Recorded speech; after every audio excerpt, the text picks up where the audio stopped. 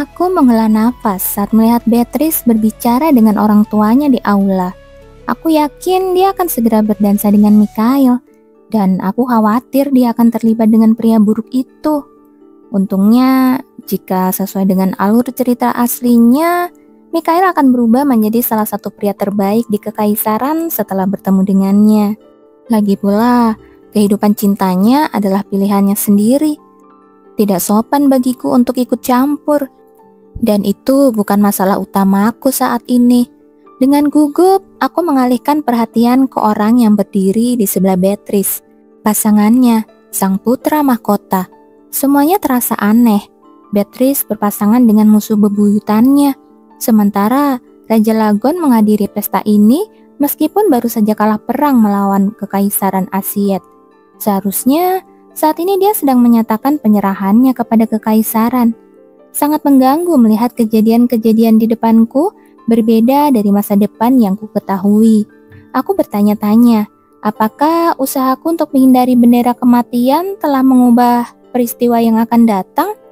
Diliputi perasaan tidak enak, pikiranku mulai dipenuhi berbagai kemungkinan yang tak masuk akal. Lady Jubilian, sebuah suara memanggilku, membawa kembali kesadaranku ke dunia nyata. Para anggota perkumpulan mencicipi teh menyapaku, sama seperti yang mereka lakukan pada pesta 2 minggu lalu. Aku menoleh ke arah ayahku yang hanya menanggapi dengan nada datar. Pergilah bersenang-senang dengan teman-temanmu.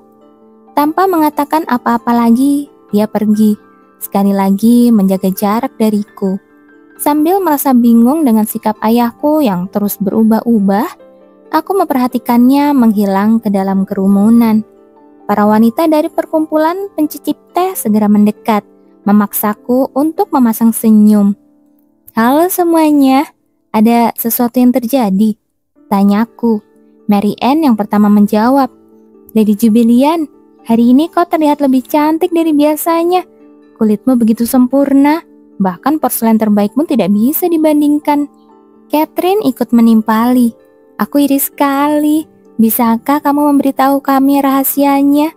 Tersenyum malu, aku berpikir dalam hati. Rahasianya? Aku hanya perlu ketakutan setengah mati. Tentu saja aku tidak bisa mengatakan hal seperti itu kepada teman-temanku. Aku hanya menghela nafas dan mengalihkan pandangan ke sekeliling. Mataku akhirnya tertuju pada pemandangan sang putra mahkota dan putri yang sedang berbincang dengan orang tua mereka.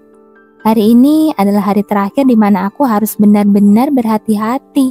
Perlahan, aku menundukkan pandangan ke lantai marmer. Beatrice tersenyum, tetapi hatinya jauh dari rasa puas. Dia telah bertengkar dengan ibunya pagi ini. "Beatrice, dansa pertamamu harus dengan putra sulung Marquis Hessen. Keluarga mereka memiliki kecerdasan dan kekuatan militer yang penting bagi rencana kita. Kau mengerti?" Sudah beberapa hari sejak terakhir kali Beatrice melihat ibunya. Dia tidak mengharapkan kata-kata penuh kemegahan. Dia hanya ingin mendengar ucapan selamat karena telah mencapai usia dewasa. Namun ibunya yang sudah lama tidak ia temui malah menyuruhnya berdansa dengan pria yang bahkan tidak dikenalnya. Aku ini apa bagi ibuku? Apakah dia benar-benar peduli padaku? Beatrice mengingat bagaimana sikap ibunya akhir-akhir ini. Sepertinya satu-satunya hal yang ada dalam pikiran wanita itu hanyalah mendapatkan tahta. Dipenuhi keraguan tentang bagaimana dia menjalani hidupnya selama ini, Beatrice merasa putus asa. Saat ini, aku bahkan tidak tahu mengapa aku harus bertahan. Bertolak belakang dengan suasana hatinya, Jubilian tampak menikmati percakapan yang ceria dengan teman-temannya. Beatrice menatap sahabatnya dengan iri. Jubilian menjalani kehidupan yang sederhana, tanpa intrik politik atau beban kerajaan. Menyadari putrinya hanya berdiam di tengah pesta, sang permaisuri menegurnya dengan suara lembut. "Beatrice sayang, semua tamu sedang berdansa. Akan dianggap tidak sopan jika kamu, tuan rumah acara ini, hanya diam saja." Kata-kata itu dengan jelas menunjukkan keinginan ibunya, dan Beatrice menatapnya dengan kemarahan yang membara. Wanita itu ingin memastikan tarian dengan pewaris Marquis Hessen benar-benar terjadi. Beatrice mengalihkan pandangannya ke arah Jubilian yang tak melakukan hal istimewa, tetapi tetap menarik perhatian banyak orang. Gadis itu seperti bulan yang bersinar di langit malam. Aku tidak akan mengikuti kemauan ibuku. Aku akan melakukan apa yang kuinginkan. Beatrice membulatkan tekadnya. Namun bertolak belakang dengan niatnya, dia tetap mengangguk patuh. Baik ibu, aku memang ingin berdansa di aula yang indah ini. Aku membutuhkan pendamping. Jadi bisakah ibu memanggilkan pelayanku? Permaisuri tersenyum puas melihat putrinya berdiri. Anak yang baik, pergilah dan rebut hatinya demi masa depan adikmu sebagai kaisar. Namun ekspresinya segera berubah kaku. Tunggu, perintahnya. Dia tidak mengerti mengapa Maximilian, sang putra mahkota, ikut berdiri. Pria itu bahkan melangkah ke arah Beatrice dan mengulurkan tangannya. Aku ini pasanganmu. Apa kau berencana meninggalkanku? Suara lembut Max membuat kaisar, permaisuri, dan Beatrice terkejut bukan main. Kenapa dia melakukan ini? Beatrice yang kebingungan hendak menolak, tetapi sebuah suara menyela. Ya, Max benar. Ada tamu-tamu penting di sini, dan akan lebih baik jika ada yang memperkenalkanmu kepada mereka. Beatrice menggertakkan giginya. Dia tahu alasan dibalik kata-kata ayahnya. Pria itu ingin menjodohkannya dengan Raja Legon. Dengan harapan mendapat bantuan, Beatrice menoleh ke arah ibunya. Namun sang permaisuri justru mengangguk setuju. Pergilah, bisa sayang. Darah Beatrice mendidih saat menyadari bahwa semuanya tidak berjalan sesuai keinginannya. Seakan bisa membaca pikirannya, Max berbisik lembut. Tanganmu, Lady? Rasa dingin menjalar di tulang punggungnya saat mendengar suara mengerikan itu. Beatrice menatap wajah saudara tirinya yang tertutup oleh topeng. Apakah semuanya hanya tipu muslihatnya? Saat dipikirkan kembali, Maximilian adalah seseorang yang mampu melakukan hal seperti ini. Bahkan lebih dari itu. Mungkin dia akan membawaku ke hadapan raja asing itu. Bagaimanapun juga, menolak tawarannya untuk mengawal dirinya saat ini adalah hal yang mustahil. Dengan ekspresi yang mengeras, Beatrice akhirnya menggenggam tangan Max. Dia mengutuk dirinya sendiri karena telah meminta saudara tirinya yang terkutuk ini menjadi pasangannya sejak awal. Max menyeringai saat melihat ekspresi kesal Beatrice. Menyadari bahwa adik tirinya itu masih belum pandai menyembunyikan perasaannya, Max menyimpulkan bahwa dia masih kekanakan. Lalu dia menoleh ke arah kaisar dan permaisuri. Dari ekspresi mereka, jelas terlihat bahwa mereka mengharapkan rencana mereka berjalan sesuai keinginan. Namun, Max tidak berniat membantu rencana egois mereka. Dengan lembut, dia melepaskan tangan Beatrice dan berkata, "Setiap orang berhak memilih dengan siapa mereka berteman. Begitu pula dengan Beatrice. Dia baru saja memasuki lingkungan bangsawan. Akan lebih baik jika dia sendiri yang menentukan lingkaran pergaulannya." Ekspresi kecewa terlihat di wajah ayah dan ibu tirinya. Sementara itu, Beatrice menatap Max dengan tidak percaya. Ada apa dengan dia hari ini? Kenapa tiba-tiba bersikap baik? Ini bukan sifatnya. Namun kecurigaannya langsung terputus saat Max berbicara lagi. Kali ini dengan nada lebih ramah. Ayo pergi. Saat itulah Beatrice menyadari sesuatu. Dia pernah mendengar nada bicara yang serupa sebelumnya. Iya, dia hanya bersikap sopan saat berada di dekat Jubelian. Mungkin agar bisa menyembunyikan sifat aslinya. Menyadari alasan sikapnya ini membuat Beatrice sangat muak. Beatrice menatapnya dengan tajam. Apa dia mengikutiku karena tahu aku ingin menemui Jubelian? Beatrice mengalihkan pandangannya ke arah sahabatnya yang berada di kejauhan. Jubelian dengan gaun biru muda yang lembut tampak seperti burung kenari kecil yang rapuh. Tidak bisa membiarkan saudara tirinya yang licik itu mendekati teman berharganya. Beatrice kembali menatap Max dengan waspada. Tunggu saja, aku akan membawamu ke tempat lain dan menemui Jubelian sendirian. Dengan niat itu, dia menyembunyikan pikirannya di balik senyumnya dan menjawab, tentu saja yang mulia. Mereka berjalan mengelilingi aula pesta, menerima salam dari para bangsawan dari seluruh negeri. Waktu terus berlalu, dan Beatrice mulai merasa lelah. Baru kali ini dia memahami kenapa saudara tirinya jarang menghadiri acara seperti ini. Ternyata benar-benar membosankan. Saat itulah tiba-tiba Max melepaskan tangannya. Beatrice menoleh dengan bingung. Aku harus pergi ke suatu tempat sekarang. Suara Max kembali dingin seperti biasanya. Tunggu di sini sampai aku kembali. Mendengar itu, Beatrice hampir tertawa. Dia tidak percaya bahwa dia ditinggalkan begitu saja dalam waktu sesingkat ini. Tapi agar tidak menimbulkan kecurigaan, dia tetap menjaga ekspresinya dan menjawab dengan tenang. "Baik, Yang Mulia." Begitu Max menghilang ke dalam kerumunan, Beatrice tersenyum puas. Kini saatnya menempati janjinya sendiri. Dia segera melangkah menuju Jubilian. Namun langkahnya terhenti oleh seseorang. "Saya Mikhail Albert Hessen, memberi salam kepada Yang Mulia Putri." Wajah Beatrice langsung mengeras mendengar suara pria itu. Aku menegang saat mengamati putra mahkota dan putri mahkota yang berkeliling di aula pesta. Suara putra mahkota dari masa laluku kembali terngiang di pikiranku. Aku tidak ingin berurusan dengan orang yang di masa depan akan menyiksaku. Karena itu, aku merasa kecewa karena tidak bisa menyapa Abi. Jika bukan karena putra mahkota, aku sudah melakukannya sejak tadi. Namun saat melihat Beatrice tersenyum saat berbicara dengan para bangsawan, aku sedikit merasa lega. Setidaknya dia tampak lebih ceria daripada sebelumnya. Aku masih ingat ekspresi muram yang dia tunjukkan saat pesta perayaan kemenangan.